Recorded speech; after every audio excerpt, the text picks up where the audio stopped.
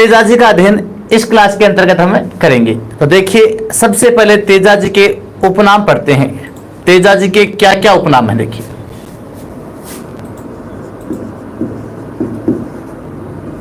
हाँ, तेजाजी को क्या क्या कहते हैं, देखिए। हाँ, गुड आफ्टरनून ईशा, मंजुल, हाँ सचिन कुमार, योगी जी बिल्कुल नमस्कार। तो उपनाम देखिए, इन्हें कहते हैं गोरक्षक देवता।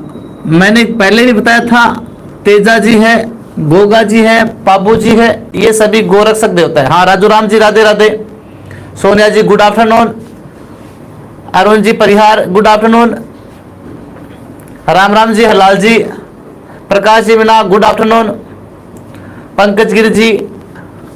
तो गोरक्षक देवता गायों के रखवाले या गायों के रक्षक देवता तेजाजी को जाना जाता है। इन्हें कहते हैं नागों के देवता।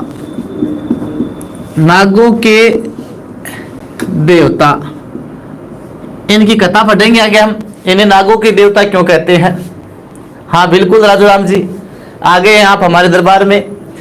गोरक्षक देवता, नागों के देवता, इन्हें कहते हैं काला बाला के देवता, और इन्हें ही कहते हैं धोलिया वीर। धोलिया वीर भी बोल सकते हैं या धोलिया वीर भी। इनका जो जन्म है वो जाटों की जो गोत्र है धोलिया, इस धोलिया गोत्र में इनका जन्म हुआ था, इसलिए इन्हें धोलिया वीर कहते हैं। और तेजाजी को कहते हैं कृषि कार्यों के उपकारक देवता। कृषि कार्यों के उपकारक देवता।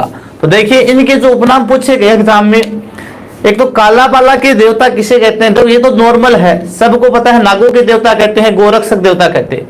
इनके दो उपनाम ज्यादातर पूछे गए एग्जाम में, एक तो काला बाला के देवता किसे कहते हैं और एक है कृषि कार्यों के उपकारक देवता। तो ये दो उपनाम है तेजाजी से संबंधित, आपको ज्यादातर याद रखना है। हाँ निशा जी गुड आफ्टरनून। तो इसके आगे हम देखिए चर्चा करते हैं इनका जन्म। हाँ, तेजाजी का जन्म है, वो जन्म कब हुआ? तो इनका जन्म हुआ 1073 ईस्वी। 1073 ईस्वी। तिथि कौन सी थी? माघ शुक्ला चतुर्दशी। माघ शुक्ला चतुर्दशी। तेजाजी का जन्म 1073 ईस्वी, माघ शुक्ला चतुर्दशी, खरनाल। और ये खरनाल कहां पड़ता है मित्रों? खरनाल पड़ता है आपके नागौर में। तो खरनाल नागौर में धोलिया गोत्र के नागवंशीय जाट परिवार में तेजाजी का जन्म है वो 1073 ईस्वी में हुआ, माघ शुक्ला चतुर्दशी की तिथि थी। और खरनाल नागौर में धोलिया गोत्र के नागवंशीय जाट परिवार में इनका जन्म हुआ। इनकी माता का नाम क्या था? तेजाजी की माता कौन थी? तो तेजाजी की माता थी राजकुंवरी, और कई जगह आपको रामकुंवरी भी मिल सकता है। तो तेजाजी की माता का नाम है वो राजकुंवरी या रामकुंवरी था। इनके पिता कौन थे? तो पिताजी थे इनके ताहरजी जाट। ताहरजी जाट है वो तेजाजी के पिता थे। पत्नी का नाम तो लगभग को पता है भाई। हाँ, तेजाजी की पत्नी कौन थी? तेजाजी की पत्नी का नाम था पेमल। और केलम किसकी पत्नी थी? केलम थी आपकी गोगा जी की पत्नी थी केलम, और तेजाजी की पत्नी कौन थी भाई? पेमल। और ये पेमल कहां की थी? पेमल थी पनेर की। पनेर कहां पड़ता है? अजमेर में। तो पनेर अजमेर के रामचंद्र जाट की बेटी है।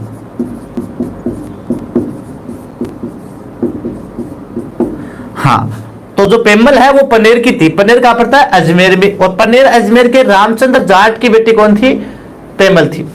ये पत्नी, इनकी घोड़ी का नाम, तेजा जी की घोड़ी का नाम तो लगभग को याद है क्योंकि गाना भी आता है इसका एक, लीलन श्रृंगारी है। तो इनकी घोड़ी का नाम क्या था मित्रों? घोड़ी थी इनकी लीलन। कौन सी थी? लीलन, जिसे क्या कहते हैं? श्रृंगारी। लीलन या श्रृंगारी भी कहते हैं इसे। ये इनकी घोड़ी थी। इनकी एक दो बहनों का नाम भी उल्लेख है, एक तो राजल, दूसरी थी भोंगरी। ये इनकी बहन थी, राजल व भोंगरी, दो इनकी बहनें थी तेजा जी की। तो ये तो नॉर्मल जानकारी है। माता राजकुरी या रामकुरी थी, जन्म इनका खरनाल नागौर में हुआ था। पिता है ताड़ जी, जाट थे।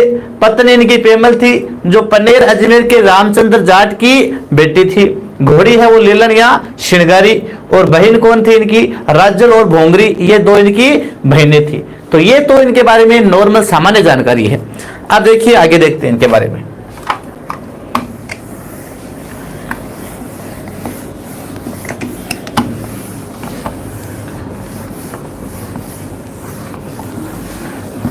हाँ, नेक्स्ट देखिए,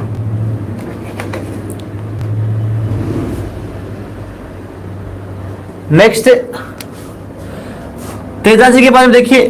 तो राज्य में आपको पूछे सबसे पहले आयुर्वेद का पता लगाने वाला लोक देवता कौन सा था? तो राज्य में सबसे पहले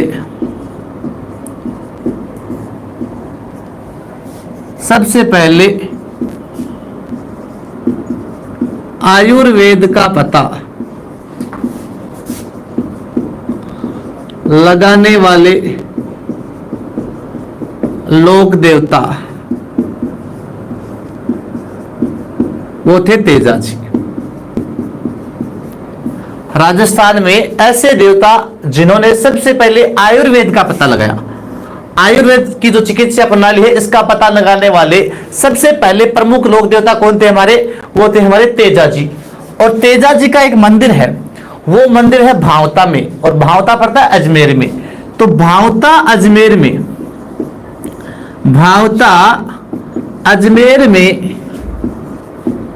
तेजा जी के मंदिर में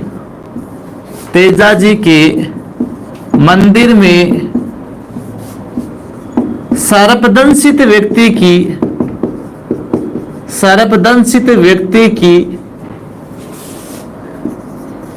गोमूत्र से निःशुल्क चिकित्सा की जाती है।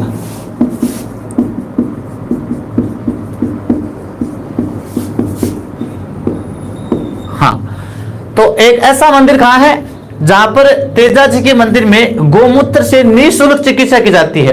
वो मंदिर है आपका भावता, और भावता कहां पड़ता है? अजमेर में। तो भावता नामक स्थान जो अजमेर में है, भावता, इस भावता नामक स्थान में अजमेर में तेजा जी के मंदिर में सर्पदंशित व्यक्ति की गोमूत्र से निःशुल्क चिकित्सा की जाती है। अब अच्छा क्वेश्चन अगला सामने आपके सामने अच्छा सा क्वेश्चन है। क्वेश्चन यह है कि जो तेजा जी हमारे, वो किस जिले के सर्व प्रमुख इष्ट देव है? तेजा जी है वो किस जिले के सर्व प्रमुख इष्ट देव है? तो आपको बताना है तेजा जी किस जिले के सर्व प्रमुख इष्ट देव है। तो तेजा जी अजमेर जिले के सर्व प्रमुख इष्ट देव है। तेजा जी है वो अजमेर जिले के सर्व प्रमुख इष्ट देव है, अर्थात अजमेर जिले के हर गांव में इनके थान व चबूतरे हैं, वो आपको मिल जाते हैं देखने को। तो ध्यान रखना, तेजा जी है वो अजमेर जिले के सर्व प्रमुख इष्ट देव है। जिस प्रकार जालोर जिला है, उस जालोर जिले के सर्व प्रमुख इष्ट देव है वो तल्लीनाथ जी है, उसी प्रकार अजमेर जिले के सर्व प्रमुख इष्ट देव कौन है? तेजा जी है। ये आपको ध्यान रखना है। हाँ, और तेजा जी का हर गांव में यहां पर क्या मिलता है आपको? थान व चबूतरा देखने को मिल जाता है। तो नेक्स्ट देखिए, अब आता है क्वेश्चन हमारे सामने कि तेजा जी की कर्मस्थली, तेजा जी की कर्मस्थली व तीर्थ स्थान, तेजा जी की कर्मस्थली व तीर्थ स्थान कौन सा है? तो तेजा जी की जो कर्म स्थली व तीर्थ स्थान है वो है बांसी दुगारी। और मित्रों ये बांसी दुगारी कहां पड़ता है? ये बांसी दुगारी पड़ता है बूंदी में। तो इंपॉर्टेंट क्वेश्चन है, ध्यान रखना भाई। तेजा जी की कर्म स्थली व तीर्थ स्थान कहां माना गया है? तो तेजा जी की कर्म स्थली व तीर्थ स्थान है वो बांसी दुगारी बूंदी में माना गया है। अगला इंपॉर्टेंट क्वेश्चन है, जो तेजा जी का मुख्य मंदिर है उस मुख्य मंदिर में जो पुजारी है वो पुजारी कौन होता है या किस जाति का होता है? तेजा जी के मंदिर में जो मुख्य मंदिर है उसमें जो पुजारी होता है वो पुजारी किस जाति का होता है? तो तेजा जी के मंदिर में मुख्य पुजारी, तो तेजा जी के मंदिर में मुख्य पुजारी मित्रों कौन होता है? वो होता है कुमार जाति का। कौन होता है? कुमार जाति का। ध्यान रखना है, तेजा जी के मुख्य मंदिर में जो पुजारी होता है वो कौन होता है? कुमार जाति का। और ये जो कुमार जाति का जो पुजारी होता है इस पुजारी को क्या कहते हैं? तेजा जी के मंदिर में जो कुमार जाति का पुजारी होता है उस पुजारी को क्या कहते हैं? इस पुजारी को घोड़ला कहते हैं। क्या कहते हैं? घोड़ला कहते हैं। पुजारी को घोड़ला कहते हैं।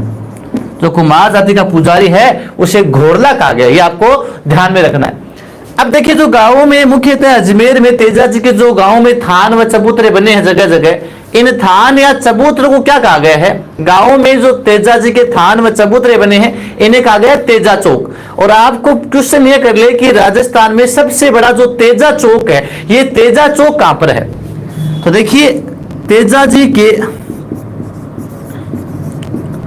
थान या चबूतरे तेजा चौक कहलाते हैं। क्या कहलाते हैं? तेजा चौक कहलाते हैं। और आपसे ये क्वेश्चन होकर ले कि सबसे बड़ा तेजा चौक वो कहां पर है?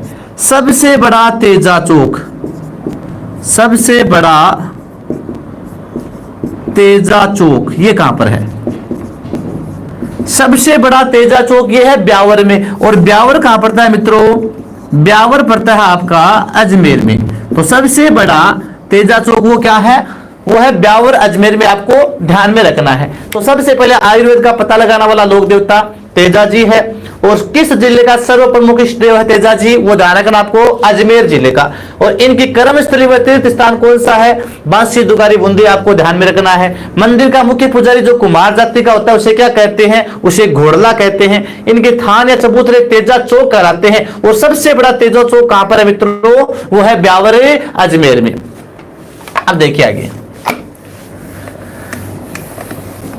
अब हम तेजा जी की छोटी सी एक कथा का अध्ययन करते हैं कि इन्हें नागों के देवता है, नागों के देवता के रूप में क्यों पूजा जाता है।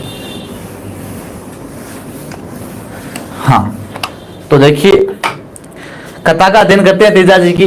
तो एक बार क्या होता है मित्रों कि तेजा जी की माँ है, उन तेजा जी की माँ ने तेजा जी को आदेश दिया कि बेटा तेजा, बारिश हो गई है और खेतों में जाओ, आप हल जोत कराओ। तो तेजा जी है अपनी माँ के आदेश के अनुसार कहां पर जाते हैं? खेतों में जाते हैं और हल जोतते हैं पूरे दिन भर। और दिन भर हल जोतते, लेकिन उनके लिए घर से खाना नहीं आता है। तो आपको पता है, व्यक्ति जब पूरे दिन भर उस धूप में हल जोतता है और घर से खाना नहीं आए तो गुस्सा तो आएगा, स्वाभाविक है। तो क्या है कि फिर तेजा जी इंतजार करते हैं, लेकिन खाना नहीं आता है। और शाम के लगभग 5-6 बजे जब दिन ढलने को आता है, उस समय तेजा जी की जो भाभी जी है, भाभी साहब, वो खाना लेकर आती है तेजा जी के लिए। और शाम के समय आती है और खाना परोसती है। तब तेजा जी कहते हैं कि भाभी आप इतनी देरी से क्यों आई हो? ये कोई टाइम है क्या, या कोई समय है क्या खाने का? तब उनकी भाभी झूठ बोलती है कि मैं तो मेरे बच्चों को रोता छोड़कर आई हूं और आपके लिए खाना लेकर आई हूं, और फिर भी आप ऐसा बोल रहे हो। तो उनकी भाभी जब झूठ बोलती है, उस झूठ पर तेजा जी और गुस्सा हो जाते हैं और अपनी भाभी को कहते हैं कि भाभी ये खाना मुझे नहीं खाना है, और आप जो खाना लाई हो ये खाना पक्षियों को डाल दो, मुझे तो नहीं खाना। तो इस बात पर जब ऐसा बोलते हैं तेजा जी, तो उनकी भाभी है वो भी और क्रोधित हो जाती है और भाभी कहती है कि आप अपनी पत्नी जो पेमल है उसका गुस्सा मुझ पर क्यों निकाल रहे हो? अपनी पत्नी पेमल को तो उसके पीर पनेर छोड़ रखा आपने, और उसका गुस्सा मेरे पर निकाल रहे हो। यदि आपको समय पर इतना ही खाना खाना है तो उस अपनी पत्नी पेमल को जाइए पनीर से लेकर आ जाइए और वो आपको समय पर खाना खिला देगी। तो तेजा जी इससे आग बबूला हो जाते हैं और अपनी माँ के पास जाते हैं। बोले माँ मैं आज जा रहा हूँ पनीर जा रहा हूँ और पनीर जाकर पेमल को लाने के लिए जा रहा हूँ। अब जैसे ही तेजा जी घर से निकलते हैं शाम के समय में, उसी समय क्या है कि कोई अपशकुन हो जाता है।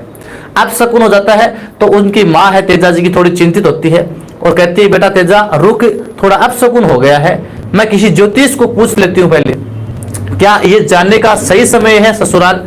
तो उनकी माँ है एक ज्योतिष के पास जाती है और ज्योतिष बाबा से पूछती है कि ज्योतिष बाबा मेरा बेटा आज बहू को लाने के लिए जा रहा है, क्या ये सही समय है और अपशकुन भी हो गया है। तब वो ज्योतिष है अपने पंचांग में देखकर कहता है कि आज का समय है वो मुहूर्त है वो सही नहीं है।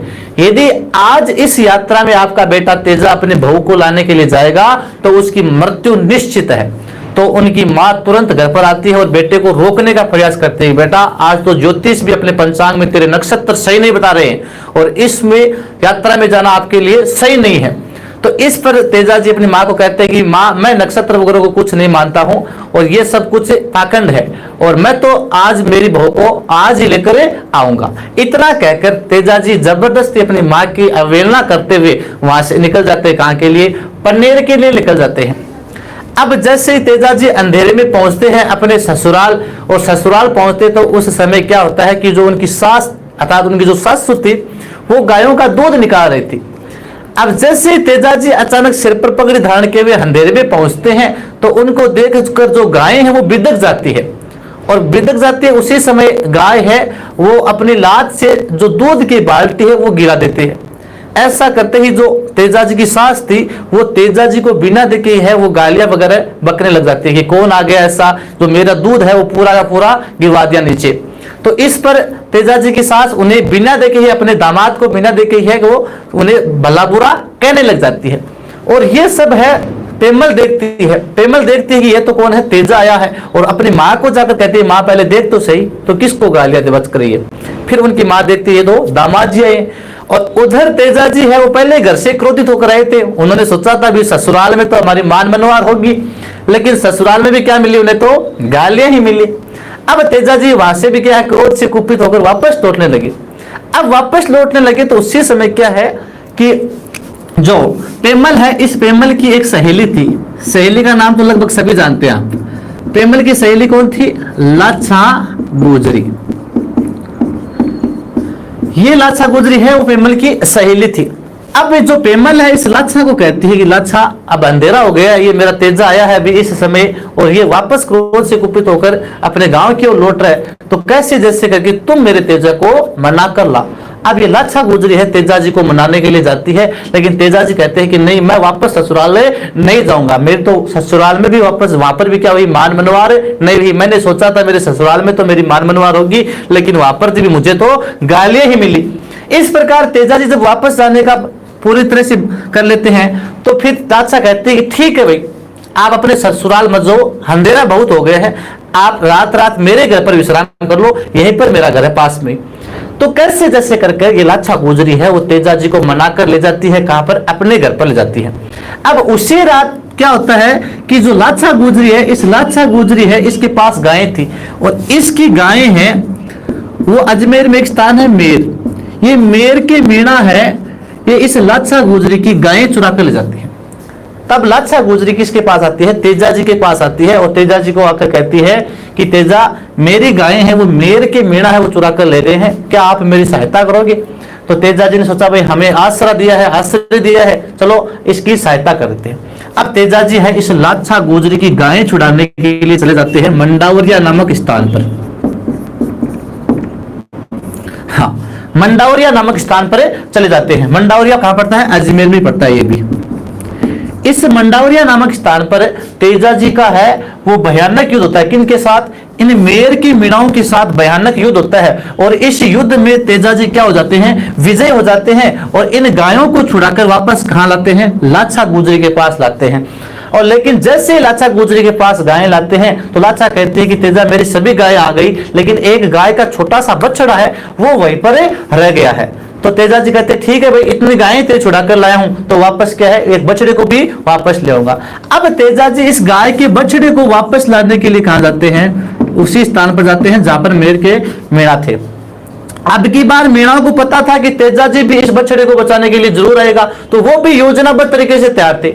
अब जैसे ही तेजा जी है वो इस बछड़े को लाने के लिए जाते हैं, तो अब की बार तेजा जी को रास्ते में क्या मिलता है कि सर्प मिलता है, और ये सर्प है वो एक आग में जल रहा था। किस में जल रहा था, आग में जल रहा था।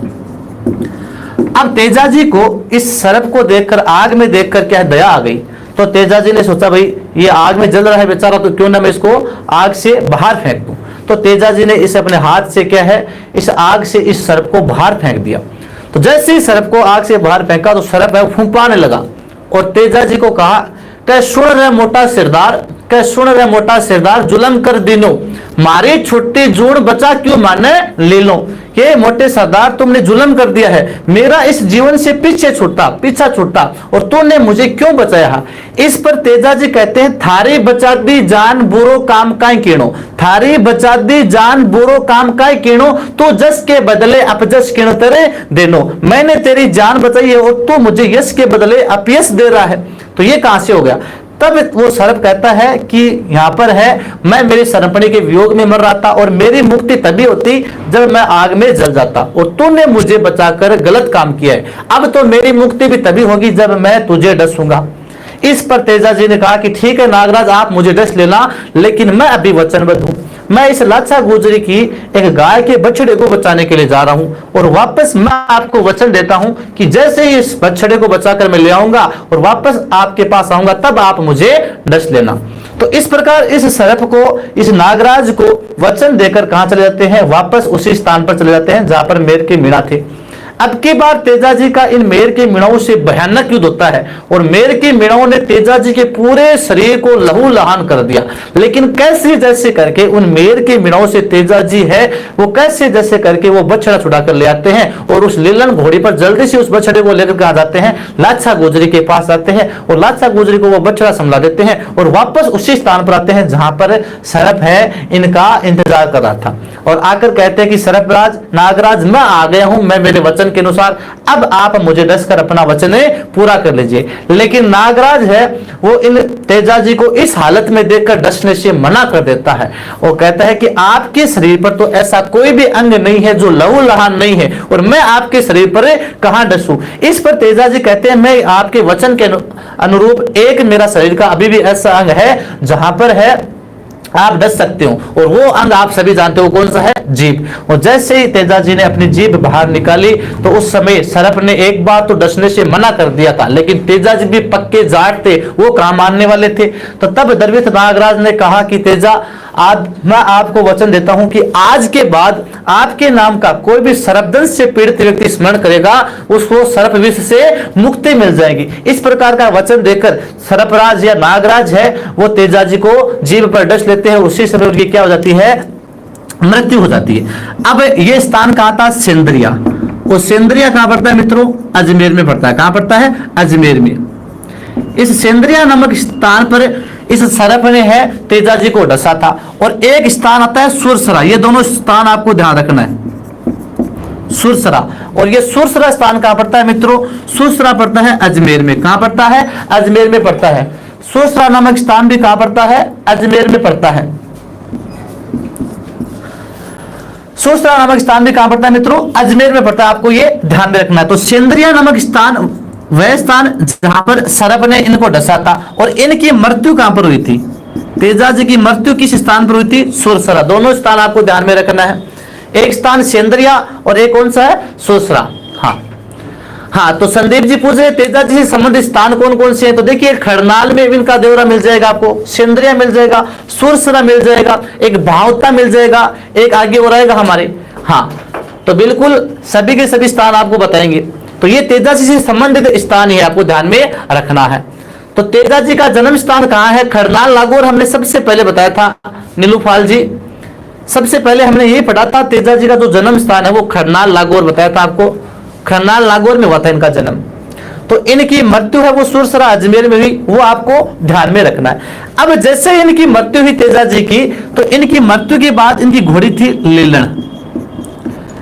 ये घोड़ी लीलन है, ये लीलन घोड़ी इनकी मृत्यु का समाचार लेकर जाती है पेमल के पास। कहा जाती है? पेमल के पास जाती है। और पेमल के पास जाती है तो इस घोड़ी की आंखों में आंसू थे। पेमल इस घोड़ी को देखकर सोचती है कि आज ये घोड़ी बगैर तेजा जी के पहली बार आई है मेरे पास, और इसकी आंखों में आंसू है, तो कुछ ना कुछ तो गड़बड़ जरूर है। और लीलन इस पेमल को उसी स्थान पर ले जाती है जहां पर तेजा जी है मृत अवस्था में पड़े थे। अपने पति को मृत अवस्था में देखकर जो पेमल थी, वो पेमल भी उनके साथ क्या हो जाती है? सती हो जाती है। तो तेजा जी की पत्नी पेमल है, वो अपने पति के साथ क्या होती है मित्रों? सती हो जाती है। तो इसी के साथ इनकी जो कथा है उस कथा का भी अंत होता है। तो एक बार जरूर मेरे साथ जयकार लगाइए, बोले तेजा जी महाराज की जय हो। तो तेजा जी की मृत्यु है, इस मृत्यु का समाचार घर वालों को किसने दिया मित्रों? तो घर वालों को दिया था लीलन घोड़ी ने। तेजा जी की मृत्यु पर सती कौन हुई? उनकी पत्नी पेमल सती हुई। अब ये घटना कब की है? तो ये घटना है मित्रों 1103 ईस्वी की। कब की है? 1103 ईस्वी की ये घटना है। और 1103 ईस्वी में तिथि कौन सी थी? भाद्र शुक्ल दशमी। भाद्र शुक्ल दशमी की तिथि थी। तो 1103 ईस्वी में भाद्र शुक्ल दशमी के दिन तेजा जी ने लाछा गुजरी की गायों की रक्षा करते हुए अपना जीवन दांव पर लगाया था। और तेजा जी की मृत्यु पर उनकी पत्नी पेमल सती हुई थी। और इनकी मृत्यु का समाचार मित्रों किसने दिया था? लीलन घोड़ी ने दिया था। और किस स्थान पर इनको सर्प ने डसा था? ध्यान रखना है, सेंद्रिया में। और इनकी मृत्यु किस स्थान पर हुई थी? सुरसरा अजमेर में हुई थी। हाँ, तो नेक्स्ट देखिए चर्चा करते हैं इनके बाद में।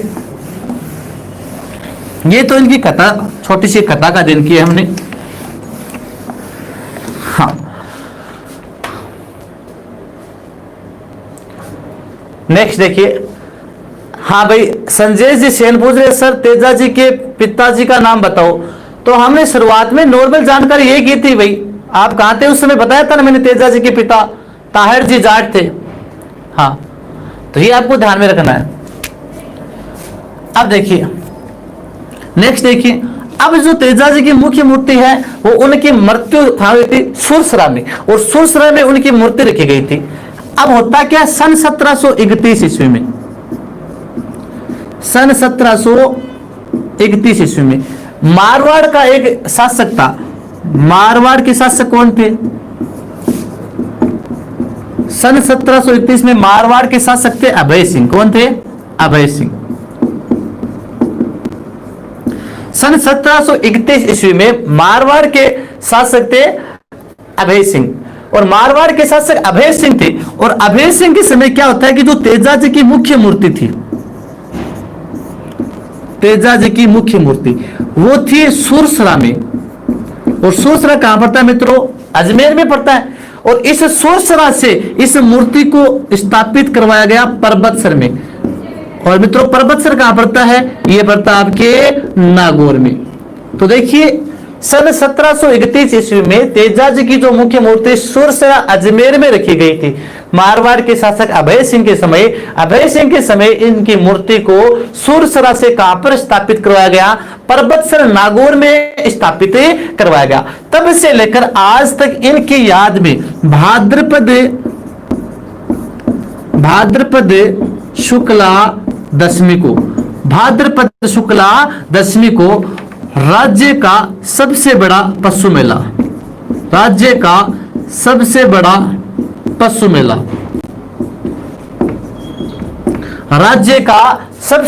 पशु मेला कहां लगता है? पर्वतसर नागौर में लगता है। कब लगता है ये? भाद्रपद शुक्ला दशमी को लगता है, जो आय की दृष्टि से राजस्थान का सबसे बड़ा मेला माना गया है। तो भाद्रपद शुक्ला दशमी के दिन पर्वतसर नागौर में तेजा जी की याद में राजस्थान का सबसे बड़ा पशु मेला लगता है। ये आपको ध्यान में रखना है, जो राजस्थान का आय की दृष्टि से सबसे बड़ा पशु मेला है। आय की दृष्टि से सबसे बड़ा मेला। तो देखिए 1731 में इनकी मूर्ति सुरसरा से कहां? पर्वतसर में। और तब से लेकर आज तक इनकी याद में पर्वतसर नागौर में इनका मेला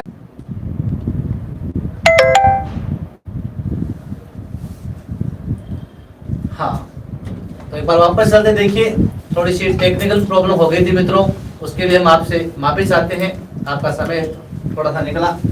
नेक्स्ट इसके आगे चलते, देखिए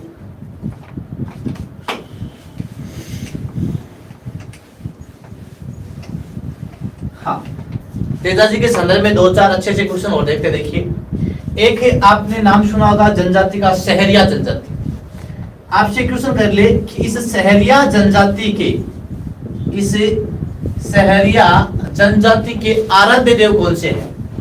सहरिया जनजाति के आराध्य देव कौन से हैं? अच्छा क्वेश्चन है भाई।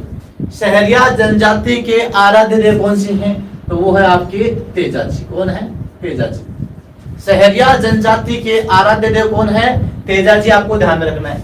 और सहरिया जनजाति है, ये तेजाजी की याद में एक मेले का आयोजन करती है, और वो मेला कहाँ लगता है मित्रों? वो मेला लगता है सीताबाड़ी। और सीताबाड़ी कहाँ पड़ता है? वो पड़ता है आपके बारा में। तो सहरिया जनजाति तेजाजी की याद में सीताबाड़ी, और सीताबाड़ी पड़ता है आपके बारा।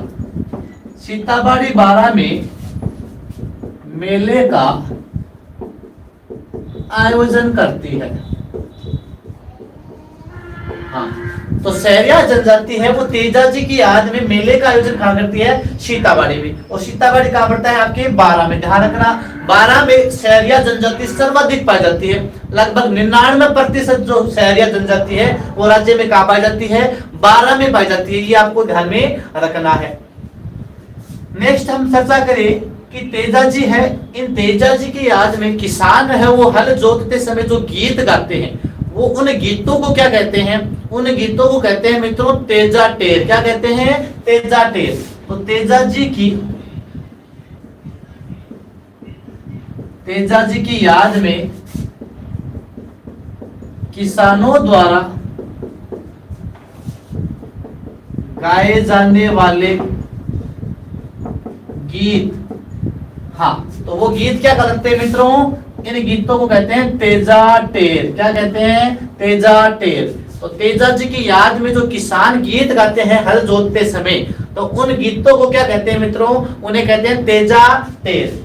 तो देखिए मैंने पहले ही बताया था, 3 लोक देवताओं के आपको बहुत चीज बताए थे आपको।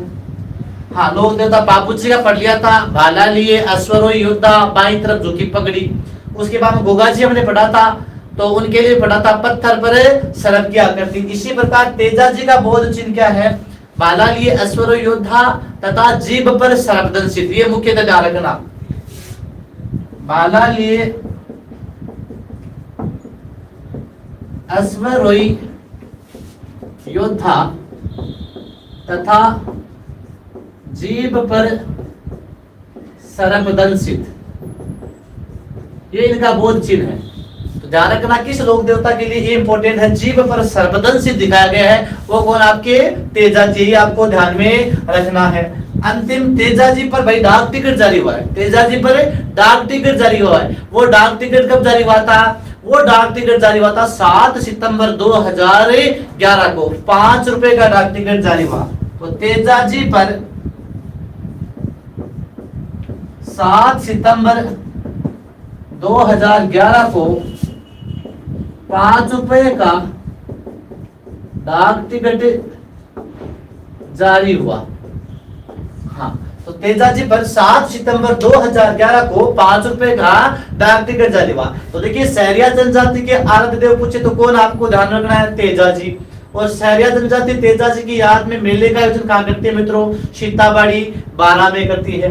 तेजाजी की याद में किसानों द्वारा जो खेत जोतते समय गीत गाते उन्हें क्या कहते हैं? तेजा टेर। और इनका बोध चिन्ह क्या है? भाला लिए, अश्वरोही योद्धा या तलवार लिए अश्वरोही योद्धा तथा जीभ पर सरप दंशित। और तेजाजी पर 7 सितंबर 2011 को 5 रुपए का डाक टिकट भी जारी हुआ है। तो इस प्रकार ये तेजाजी है, इनको आज हम कंप्लीट पढ़ चुके हैं। और नेक्स्ट लोक देवता एक और देखते हैं। देखो,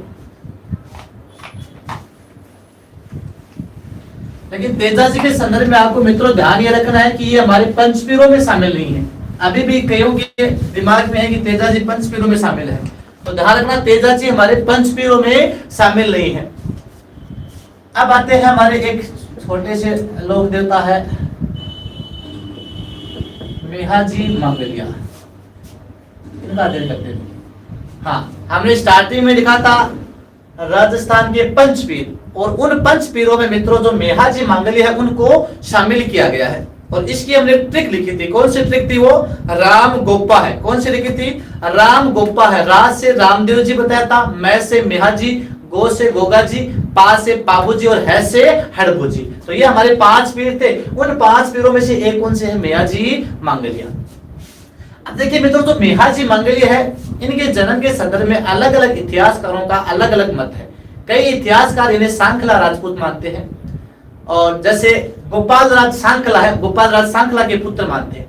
तो हमारा एक इतिहासकार कर्नल जेम्स टोड है, वो कर्नल जेम्स टोड क्या कहता है कि मेहाजी है, इनका जो लालन पालन है वो लालन पालन इनके ननिहाल में हुआ था। इनके ननिहाल में जो मंगलिया गोत्र है, इस मंगलिया गोत्र में इनका लालन पालन हुआ था, इसलिए इन्हें मंगलिया जाति के राजपूत या मंगलिया जाति का इष्ट देव कहते हैं। तो ये मंगलिया जाति के राजपूत या इष्ट देव माने जाते हैं।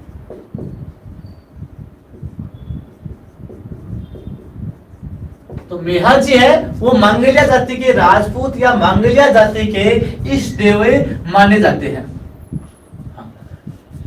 नेक्स्ट, ये मेहाजी है, ये मेहाजी है, इनका किस शासक के समकालीन थे? मेहाजी है वो मारवाड़ के किस शासक के समकालीन थे? तो ये मारवाड़ के राव चुंडा के समकालीन थे। ने एक कटार भेंट की,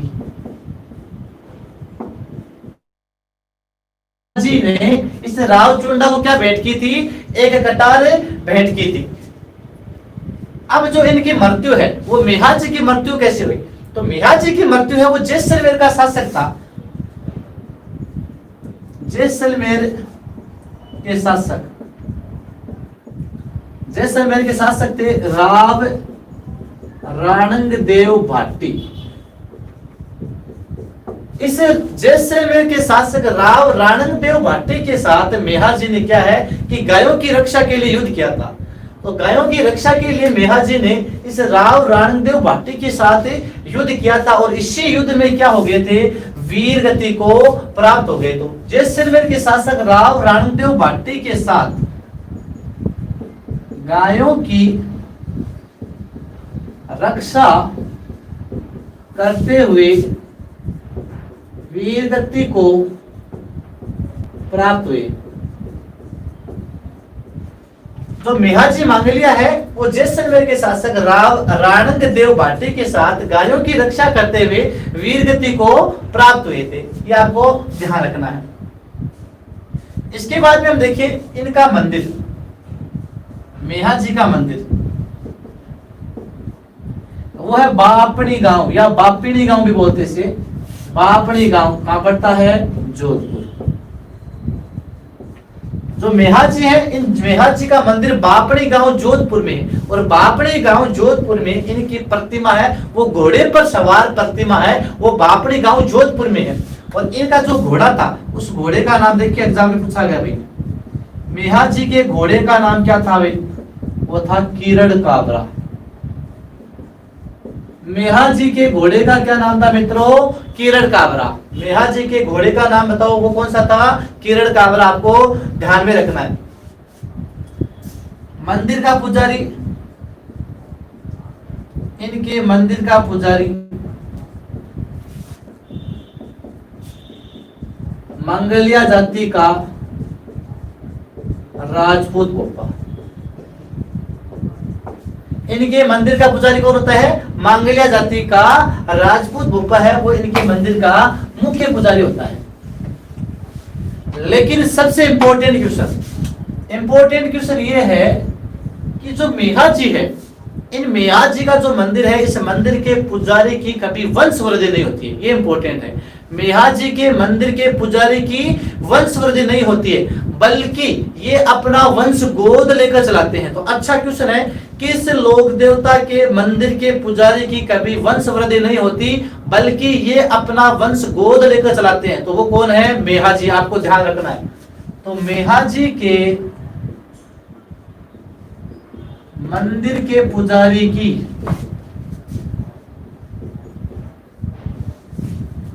कभी वंशवृद्धि नहीं होती है, बल्कि ये अपना वंश गोद लेकर चलाते हैं। हाँ, मेहा जी के मंदिर के पुजारी की वंशवृद्धि नहीं होती है, बल्कि ये अपना वंश कैसे चलाते हैं? गोद लेकर चलाते हैं। ये आपको ध्यान में रखना इंपॉर्टेंट है भाई। इनका मेला, तो मेहा जी का मेला लगता है कृष्ण जन्माष्टमी। कब लगता है? कृष्ण जन्माष्टमी। और मित्रों, कृष्ण जन्माष्टमी कब आती है? भाद्र कृष्ण अष्टमी।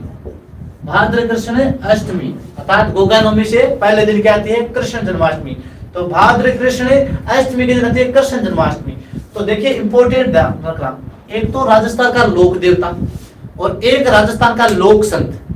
तो राजस्थान का एक तो लोक देवता और एक लोक संत, इन दोनों का जन्म कब हुआ था? कृष्ण जन्माष्टमी के दिन हुआ था। तो वो लोक देवता तो मेहा जी मंगलिया है, जिनका जन्म कृष्ण जन्माष्टमी के दिन हुआ था। और वो लोक संत कौन सा है जिनका जन्म है वो कृष्ण जन्माष्टमी के दिन हुआ था? तो हम लोक संत पढ़ते हैं जाम्बोजी।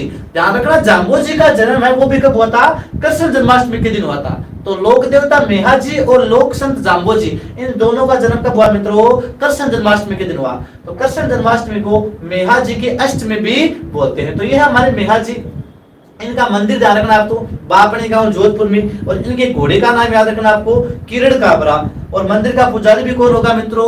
मंगलिया जाति का राजपूत भोपा होगा। लेकिन इंपॉर्टेंट है कि इनके मंदिर के पुजारी की वंशवृद्धि नहीं होती है, बल्कि अपना वंश गोद लेकर चलाते हैं। और इनका मेला भी आपको ध्यान रखना भी, इनका मेला लगता है कृष्ण जन्माष्टमी के दिन बापणी गांव जोधपुर में लगता है। और इसे ही कहते हैं मेहा जी की अष्टमी, भाद्र कृष्ण अष्टमी के दिन लगता है। तो इस प्रकार आपने आज हमने एक तो लोक देवता तेजा जी का अध्ययन किया है